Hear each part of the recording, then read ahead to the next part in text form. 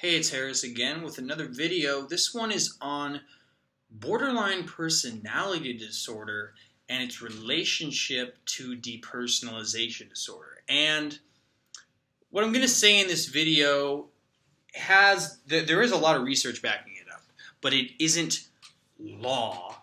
It isn't 100% proven. Okay, so I'm going to be talking about a lot of things that are sort of in the preliminary process of understanding. Most things in psychology, to be honest, are really in the preliminary process of understanding. This isn't the law of gravity we're talking about here. But there's a very, very interesting relationship between depersonalization disorder and borderline personality disorder. I'm going to be reading from a fascinating article, or maybe two articles, depending on how this video goes. But basically, borderline personality disorder and depersonalization disorder, in my conceptualization, have a similar origin. They both have an origin in disorganized attachment. In the case of borderline personality disorder, the abuse suffered in childhood was more severe, but was of a similar type. So what we're talking about is the degree, kind of the degree of the severity of traumatic experience. But they both have an origin in disorganized attachment. At least many academics take this view, many experts in dissociation. So what you have to understand is that there is a spectrum of dissociation, ranging from, dissociative disorders that are kind of not really well organized. There's depersonalization. Then you're moving into borderline personality disorder. And at the very extreme, and there's dissociative identity disorder, where there are actual splits, fully split, fragmented selves. In borderline, there's what they call a stable instability, where a person has different self states that they split into. They're splitting. And then in depersonalization, you also find some level of this splitting. And in fact, there's comorbidity or overlap between depersonalization and borderline personality disorder. By some studies, around 50% of people with borderline personality disorder experience some form of depersonalization symptoms. This is very high. There's a very key interrelationship. And the key to understanding is disorganized attachment. Disorganized attachment, as I talked about in a lot of the videos, is a breakdown in the attachment system that leads to a breakdown in the self-to-other relationship. It's where a child relates to a parent who is perceived in the child's mind as being the source of danger. Why is this such a big problem? Why is it such a big problem that when the parent or the primary caregiver, usually the mother, is perceived as the source of danger, why does that lead to a breakdown in consciousness that is the origin for basically all disorders on the dissociative spectrum? Because we are all born with something called an attachment behavioral system, an attachment drive. The aim of the attachment drive is felt security in the child, which it acquires by acquiring proximity to the parent and having the parent emotionally attuned to them with their body, with their facial expressions. This emotional attunement soothes the child and brings them to a state of felt security. So the aim of the attachment system is felt security, calm, a feeling of love, a feeling of safety, a feeling of security in the child. That's the aim of the attachment behavioral system. So the cause of disorganized attachment is when the parent is actually the source of fear in the child's mind. So that activates the fight or flight system, which we either fight or we flee from a danger. These two systems are in complete contradiction to one another. They're in complete contradiction. The parent has to be the source of felt security in the child. But when the parent is the source, or the apparent perceived source of danger in the child's mind, they don't achieve felt security. They don't achieve it. They feel like they're going to die in a sense. That's why you get the escape when there is no escape. Sometimes that's what they call dissociation. Dissociation is the escape when there is no escape. This leads to a breakdown in the self-to-other relationship, where the child splits into different ego states: the victim, the rescuer, the persecutor. Those are three general ones. There's others that you can add to this. Because the child's trying to make sense of this. Because they can't integrate in their consciousness the concept of a secure adult, which is so important when it comes to understanding how security is created. That first attachment relationship is the foundation for all future relationships. It's also the foundation for how we process stress. Another attachment style that goes along with this, because disorganized attachment is not really an attachment style, it's a breakdown in the attachment system itself. Another style that usually goes along with this that creates borderline is anxious, preoccupied attachment, where the parent is inconsistent in their emotional attunement. Sometimes they're there, and then sometimes they're totally neglectful. What usually occurs in this context is the child will amplify its distress. Why? Because it's trying to get the parent's attention so that it can self-soothe, so that it can attain some sense of security, some sense of calm, some sense of security and love. Borderline personality disorder is usually where the parent is more physically and sexually abusive. That's why the split in borderline personality is more pronounced than in depersonalization. That's why the split is more pronounced. But they're both grounded in disorganized attachment. Because in borderline personality disorder, people split from seeing someone as all great to all bad. Why do they do that? It's because when they were relating to their parent was the source of fear. So they couldn't integrate a coherent sense of a loving other to themselves. So that's the core origin of the splitting you see in borderline personality disorder. So I'll read from a really great article. This comes from the compendium book Dissociation and the Dissociative Disorders, DSM-5 and Beyond, written many years ago. I actually reviewed this book on my channel in 2011. It's a 900-page book that's just a bunch of journal articles, very scholarly articles, on the concept of dissociation. And in this article, it's Elizabeth Howell wrote it, and it's written by a couple people. But they talk about and they conceptualize borderline personality disorder as being on the dissociative spectrum. Okay, so let me read from this.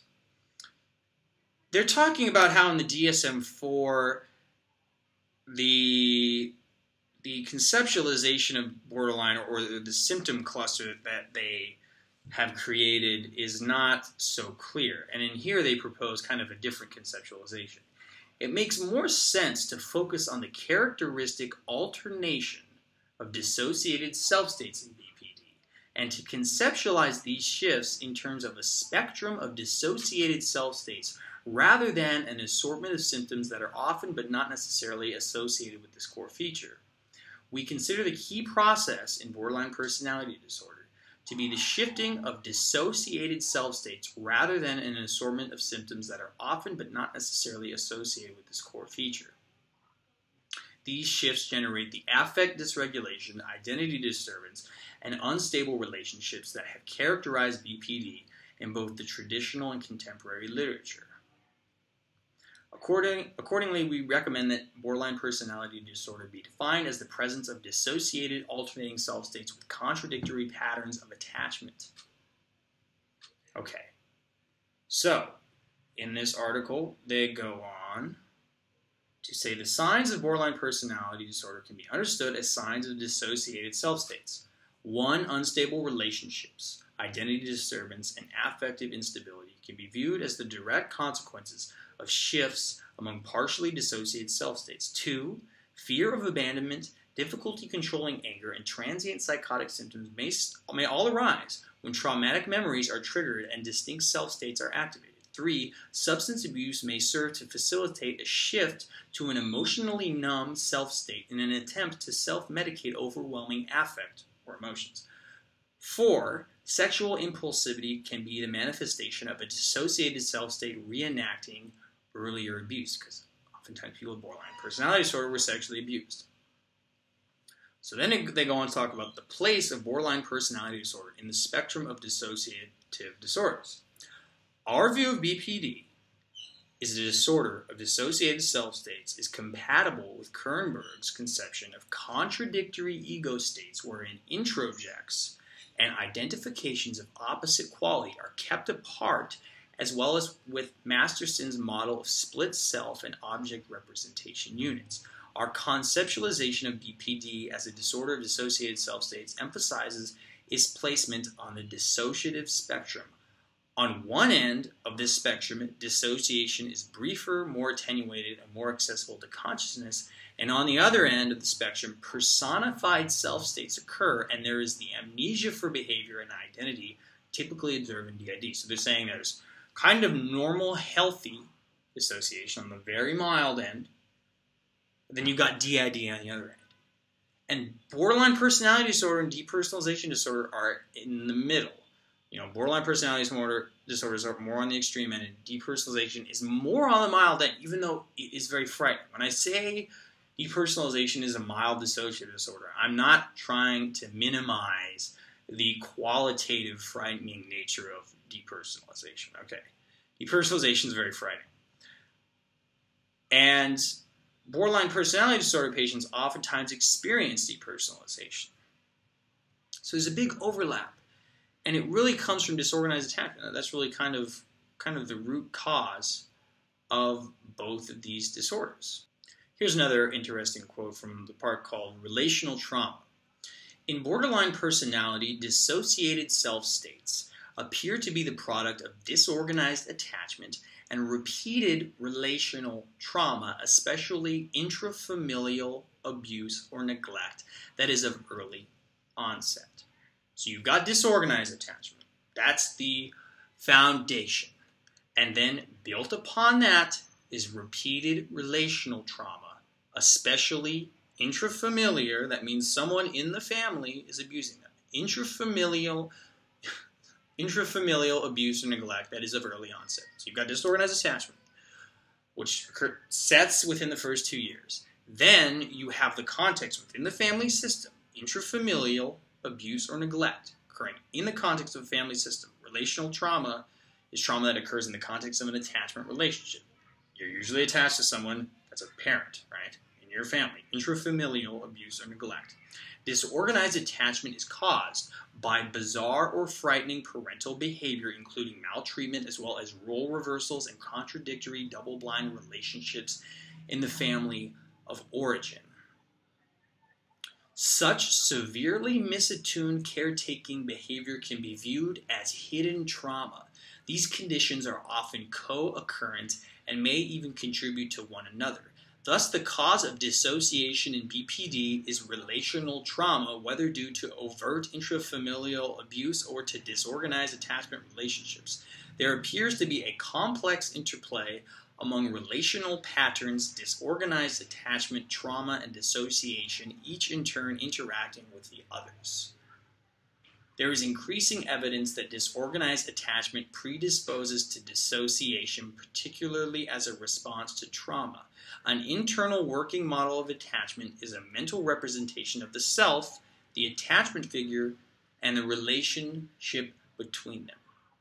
An internal working model of attachment is a mental representation of the self, the attachment figure, and the relationship. Disorganized attachment leads to a breakdown of this. Internal working models are essential to the organization of self states.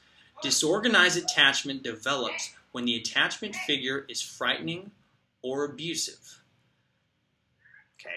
Disorganized attachment develops when the attachment figure is frightening or abusive. Thus, the person on whom the child depends for comfort and protection, is the very person who threatens her safety.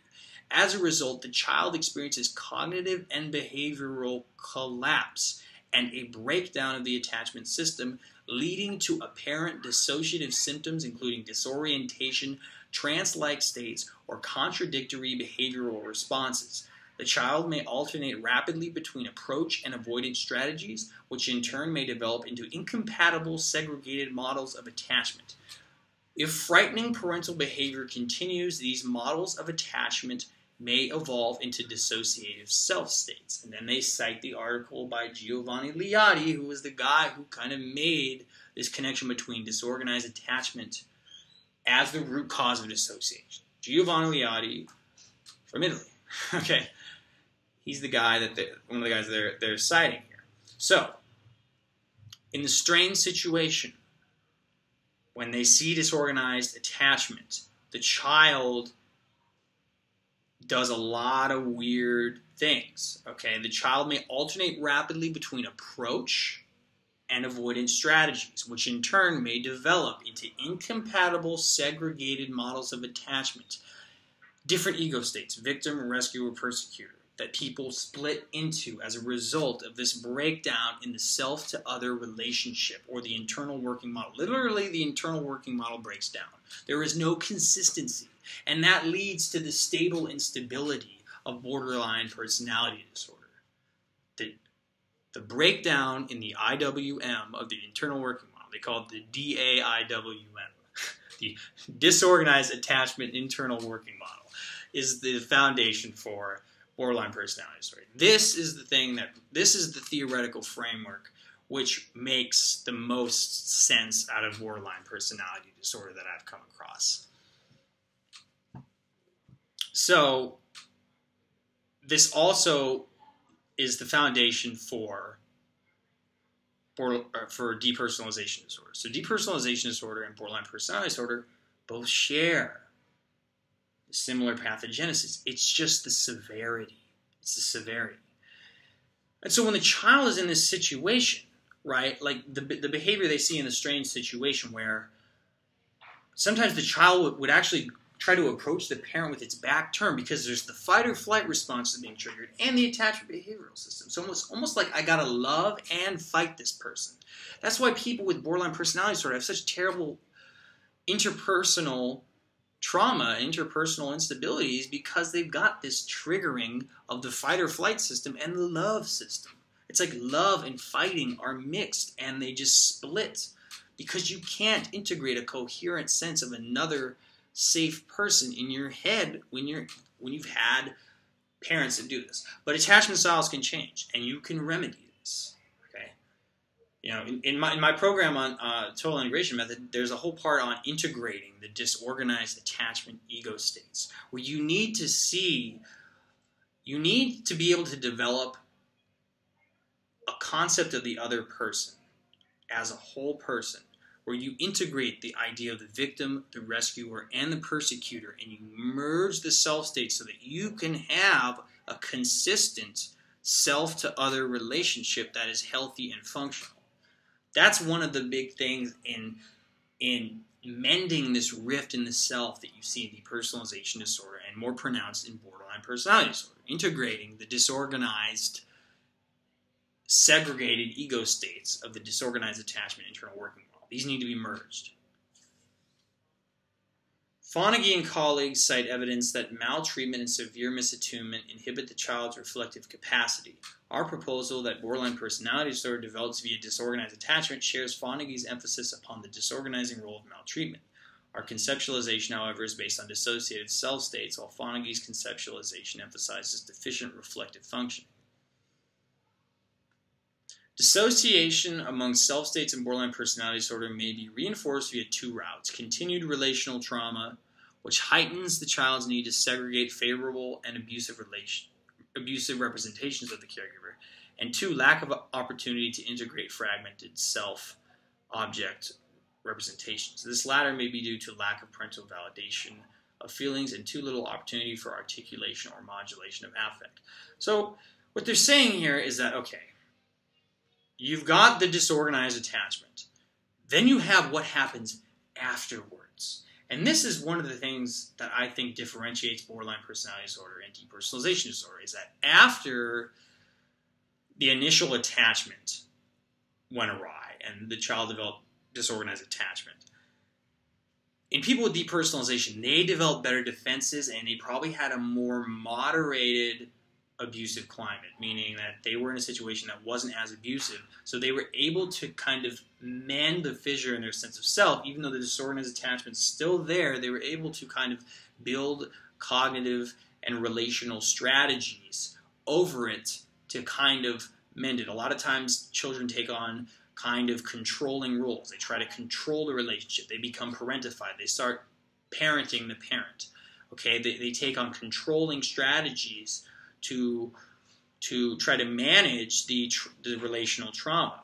But in people with borderline personality disorder, I think they were just more violated, more sexually abused, and physically abused. That's kind of the key difference, is the severity in the years after disorganized attachments take place. So anyway, I mean, I could go on. I could read this whole article. I mean, this article is entitled. This article is entitled "Chronic Relational Trauma Disorder: A New Diagnostic Scheme for Borderline Personality and the Spectrum of Dissociative Disorders." So they're kind of reconceptualizing borderline personality disorder as chronic relational trauma grounded in disorganized attachment, which, of course, I see as essentially the core cause of depersonalization disorder. But as I said, with borderline personality disorder, the trauma is more severe. The abuse tends to be sexual and physical in nature. So anyway, that's the video. Really fascinating topic. And just thought I would throw a video on it. So take care and stay tuned for more videos.